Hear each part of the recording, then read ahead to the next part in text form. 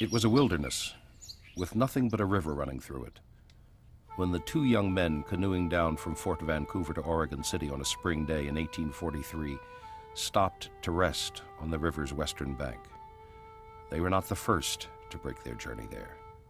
For long before the arrival of the whites, it had been a favored resting place for the Indians of the Multnomah Band. Why the young men now fancied it might make a good place for a town, we do not know.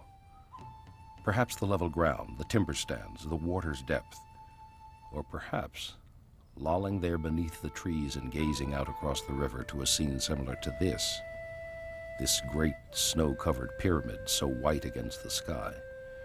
They simply thought that it would be a pretty place in which to put a town. Anyway, they and their successors did just that, a few cabins in amongst the trees, and on the riverbank, a little dock, together with a combination tavern, store, and inn at what is now the end of Washington Street. A year or so later, the place was platted into 16 blocks, Jefferson to Washington, and building began in earnest. Yes, it was a good place for a town. The water deep enough to take ocean-going ships, and as important, a low pass through the western hills, the present Canyon Road, into the agriculturally rich Tualatin Valley. In short, Portland became a place where the wagons could meet the ships, the principal requirement for the growth of an American town before the coming of the railroad. But this growth required timber, lumber, and so from the beginning, the people cut the trees at hand, and not only for lumber, but for fuel, to warm them in the dampness of the Portland winter. In time, of course, the nearby trees gave out, and then the people went to the next closest supply, the hills above the town. And finally, both hills and town were stripped. To us, it has a devastated look. Well, to the people of the time, it looked devastated too, and so they soon took measures to reverse the devastation, to green the town again. Their largest effort occurred in 1871, when they planted the 22 park blocks with hundreds of little white staked elms. The plaza blocks near the courthouse were planted too, though the statue of the elk did not appear until later, there to illustrate the legend that before the town, before the settlers came, these blocks were a woodland meadow and a favored grazing ground for an old elk who lived in the hills above. It was in 1871 as well that in those hills above the town, the people laid out their third park, Washington Park, adding exotic species to its timbered slopes, and a fountain too. In addition to these early parks, there was a desire to green the town streets.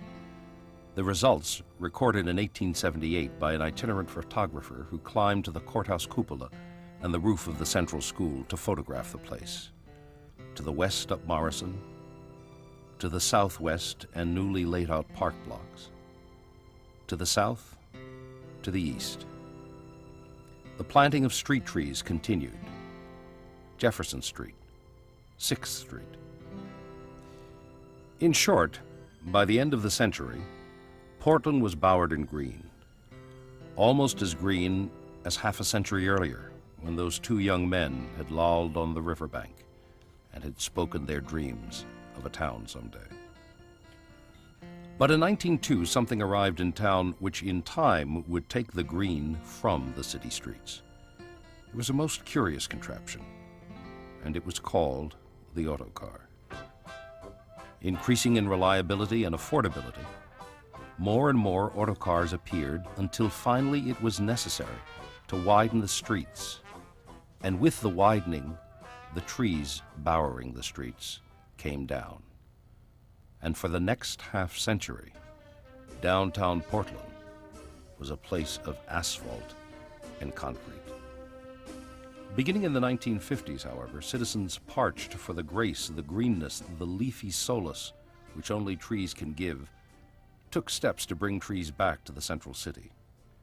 In the 1970s, the 5th and 6th Street malls were lined with plane trees, and the City Forestry Division planted trees in the thousands throughout the city. By the early 1980s, however, these tree planting programs went into decline due to a cutoff in public funds.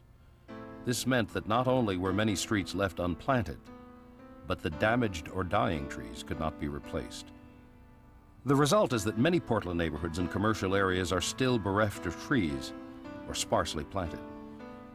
It was this dearth, together with the belief that few programs do more to give grace and health to a city's environment than trees, which led Richard Seidman to found Friends of Trees in 1989.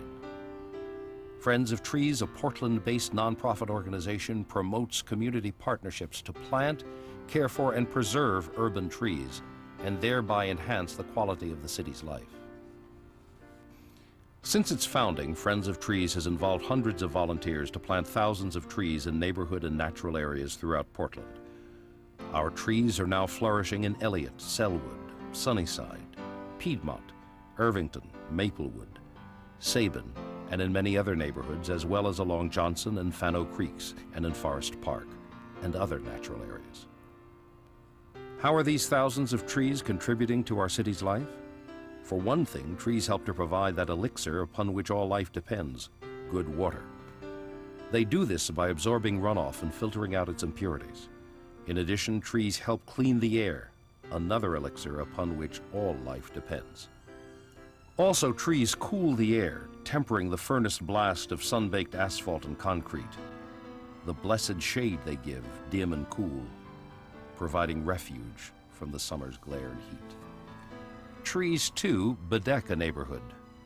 They can make a street a tunnel of delight of arching bough and clustered bloom, and may as well screen out what lies beyond, the hardness of structure as well as the ugliness of some. Then trees provide a house for what St. Francis called our brothers and our sisters, bird and butterfly and squirrel, and of course that ardent tree lover, though sometimes for reasons regrettable, the cat. And finally, trees are a place to play. What is childhood without a tree to climb? And what better place from which to hang a swing? As Robert Louis Stevenson wrote, "How do you like to go up in a swing, up in the air so blue? Oh, I do think it the pleasantest thing ever a child can do." With all these virtues, it is no wonder, then, that the market value of a house in a neighborhood with a plenitude of trees is much greater than in a place where there are none or few. But this is not all that Friends of Trees would promote, for we hold the belief as well that community tree planting can bring a neighborhood together, individuals volunteering to cooperate for the common good. How could I make a difference, we sometimes asked when faced with the environmental degradation of the planet. One good answer is that I can come together with my neighbors to plant trees and make our street, our neighborhood, and our city a better place in health and beauty. And not only for ourselves, but also for those who will take our place after we have left, just as our predecessors did in 1871 for us today. But our children and grandchildren will not enjoy this legacy unless we reverse current trends. We are losing trees faster than we are planting them.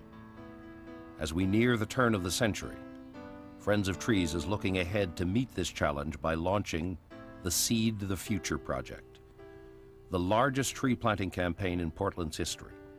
Through Seed the Future, volunteers will plant thousands of street trees and seedlings in neighborhoods, business districts, school grounds, urban natural areas, and yards. Friends of Trees and Portland General Electric, the presenting sponsor for the Seed the Future project, invite you to participate. Here is how you can get involved. Neighborhoods, business associations, and church groups are invited to conduct neighborhood plantings. Each group will form a committee to organize the details.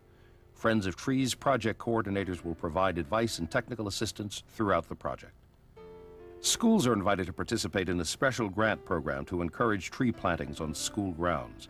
Schools in targeted neighborhoods will be invited each year of the campaign to apply for grants from a special fund established by Bank of America. Grant recipients will design and conduct their own planting project with the help of a Seed the Future coordinator. Natural areas such as the Columbia Slough and Fano Creek will benefit from the planting of tree seedlings. From November through April, natural area plantings will involve young and old in these restoration efforts. Contributions also plant trees. Through a donation to the Seed the Future project, you can have trees planted in memory of loved ones or to commemorate special occasions. Why not become a part of the Seed the Future project? Propose a planting to your neighborhood, church, or school. Invite your workplace to sponsor a project. Bring your family and friends to a natural area planting. Contribute to Seed the Future. Together, we will plant a vital urban forest for the next century.